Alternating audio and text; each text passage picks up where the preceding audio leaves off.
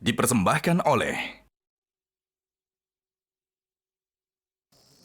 أعوذ بالله من الشيطان الرجيم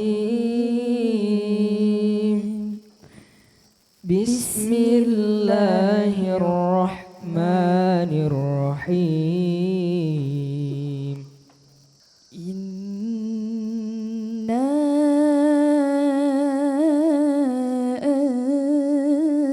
أنزلناه في ليلة القدر وما أدراك ما ليلة القدر ليلة القدر خير من ألف شهر. Itulah wahyu ilahi yang bernama Al-Quran yang diturunkan kepada kita umat manusia. Ada yang mengimaninya walaupun ada yang mengingkarinya.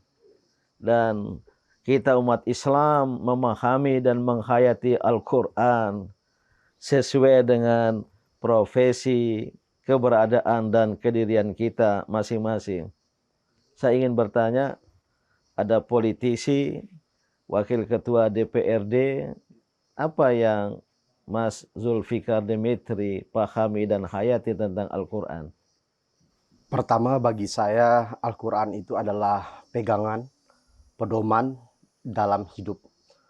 Terutama dalam kapasitas saya sebagai pimpinan DPR. Dalam mengambil kebijakan, keputusan, itu harus melihat secara menyeluruh.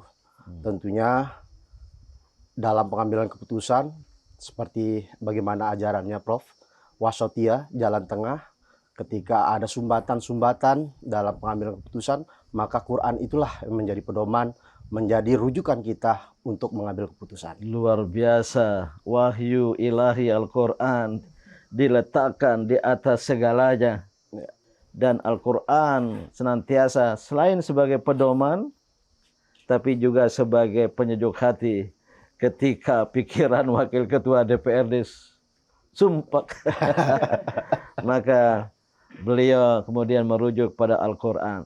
Seorang mahasiswi dari ilmu Al-Quran dan sekarang S2 di Universitas Perguruan Tinggi Ilmu Al-Quran, apa yang dihayati tentang Al-Quran, Ustazah? Baik, terima kasih Ayahanda.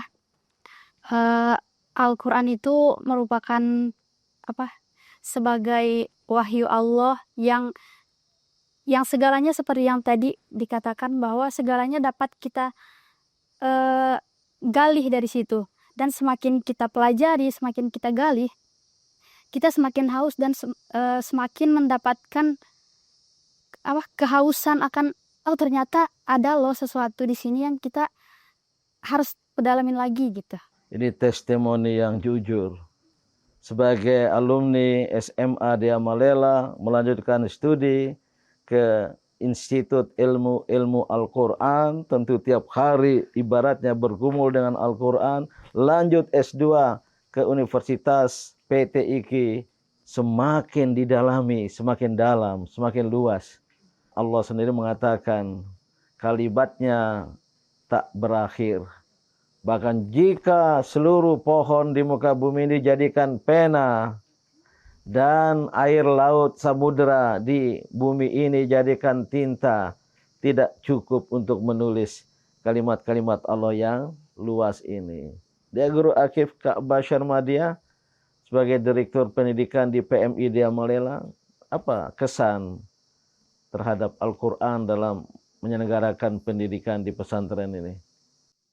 Menurut saya Al-Quran ini benar-benar menjadi tuntunan yang sangat utama yang harus dipegang oleh peserta didik, karena peserta didik ini butuh sangat banyak pengetahuan untuk mengembangkan dirinya ke depan, sehingga tuntunan yang paling terarah dan memberikan manfaat yang sangat besar untuk peserta didik Al-Quran, karena semuanya ada di dalam Al-Quran, tuntunan-tuntunan tersebut.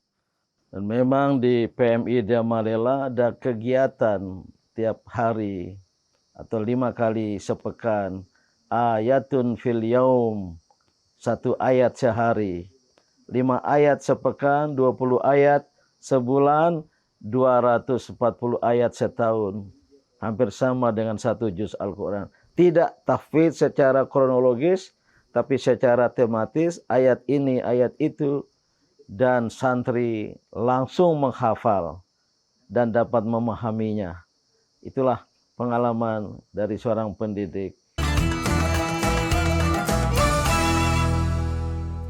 Jelajahi cara baru mendapatkan informasi. Download Metro TV Extend sekarang.